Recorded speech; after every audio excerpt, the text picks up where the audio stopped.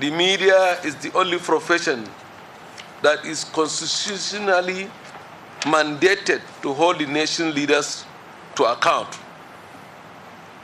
Journalists, as investigators in their own right,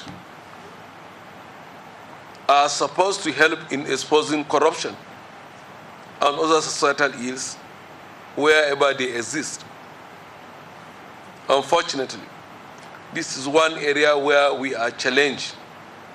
Media practitioners that are supposed to help fight corruption have unfortunately been sucked into cesspool of malfeasance. Well, it is important for media practitioners to uphold the ethic of their profession. Media owners have a duty of care to pay their employees. The media is too critical to be left at the mercy of the corrupt oligarchs in our midst.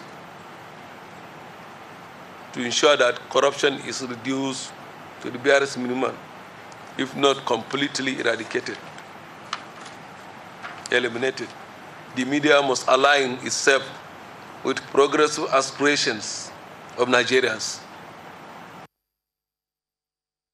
And those are indeed frank words from the acting chairman of the Economic and Financial Crimes Commission, the EFCC, Mr. Ibrahim Magu. Let me get your thoughts about this, Mr. Shitu. It is clear from the start that many people, many forums have said this peculiar concern that corruption will fight back. If corruption is fighting back, especially in this case, what options does the EFCC have? Well, EFCC does not have any option other than the option provided by the rule of law. And that's the option that Magu is determined to fight, to exploit. We all know Nigerians locally and internationally are convinced that corruption is being fought under the watch of Magu and under the watch of Buhari administration, more than it has ever been fought under any previous administration.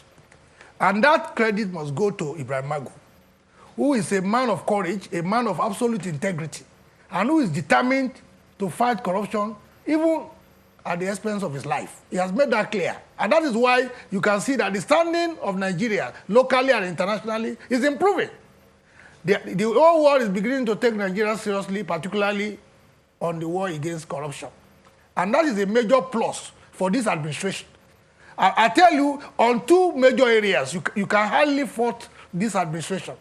The two areas is in the area of security, where giant strides have been recorded under the Buhari administration, and in the area of the war against corruption, where major strides are also being recorded because of the personalities of the president, the anti-corruption personality of the vice president, and the anti-corruption personality of Magu, who is determined to ensure that that corruption is fought to a standstill.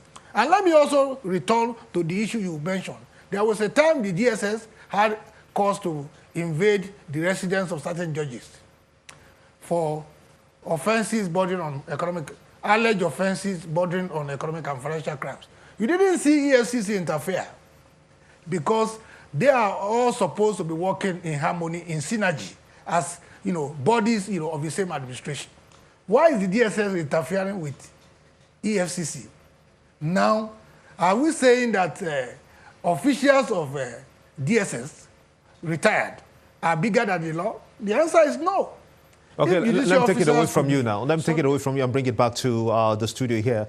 Mr. Evans, if you look at this whole scenario, just so that we're able to guide and not go off the slate of this very happening, if the EFCC, on the one hand, is having the capacity and has the instruments of law, in this case, a search warrant and a warrant of arrest to bring in Ekpeyong, one would say that what then happens in a situation whereby a man like Ekpeyong, who has been for his own rights, has been at that highest level, one would have said that perhaps even inviting someone like that for interrogation is not the right move.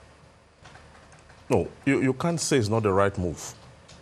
What other option would you have suggested for them to go and clamp him down before inviting him? or go to arrest him before inviting him, it's the right mood because there's no other options left. Because the reason why I'm saying this is because the DSS, the NIA, the EFCC, all are seen as three brothers fighting corruption, all protecting the integrity of this country. But all of them respond and report to the president directly.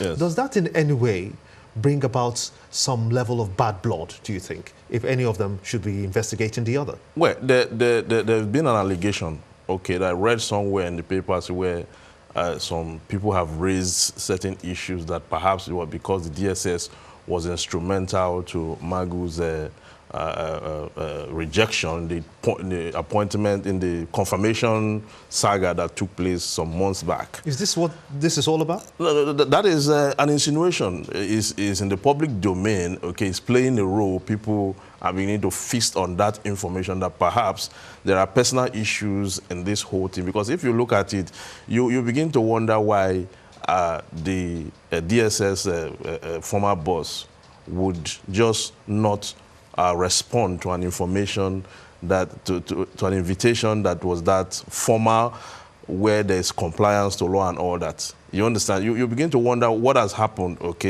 because the question of fighting corruption is whoever is linked to any form of corruption, economic and financial crime, the EFCC have jurisdiction, irrespective of whether it's a sister institution that they're supposed to be working in concert in harmony to enhance and entrench the embers of justice in the land. It does not really matter. The EFCC will assume jurisdiction whenever anyone is indicted of economic and financial crime, which is really what has brought Nigeria to this point where we are. So if the DSS is a sister organization and somebody is indicted in that organization and will ask EFCC to excuse them, then we will not be said to be fighting corruption. Because we have to shut our eyes down against whoever it is and make sure that whoever is indicted is called to order. Let's get the thoughts of Mr. Shitu, because when I asked you about the options for the EFCC, you said that they don't have any option than to go and carry out this arrest. But what if rule of law hold on, just for a minute. What if we have a judicial panel of inquiry set up to preside and investigate this properly? What about the Babagana Kingebe committee that is set up to also investigate the NIA? Don't you think that the EFCC, for instance, holds on until that report of the Kingebe Commission comes out? Or even look at the possibility of having a judicial panel of inquiry to go through this? Let me make one point clear. Invitation of former DG of DSS or NIA is not investigation of DSS or the investigation of NIA. It is these individuals who are said to have questions to answer, and we should make a distinction between these individuals and the bodies where he had to work or presided over. And that distinction is important. I think EFCC has a duty to perform, a duty that is regulated by statute. And if EFCC will be sacking its responsibility, you don't fold your hands and hand over duties statutorily entrusted into your custody, into a judicial panel of inquiry. When there's a clear statute which says that the only body that has jurisdiction to investigate economic and financial crimes is EFCC. And that is what EFCC is doing.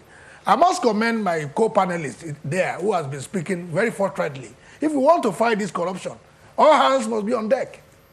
I think we all agree that the major impediment to our developmental aspiration as a country is this element of corruption. My apologies to just jump in here, because the ex-DG of the DSS, according to him, says that no invitation was sent to him.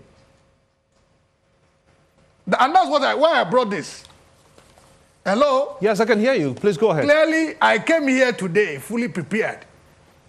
I consulted extensively with EFCC top hierarchy before making my appearance in this studio today.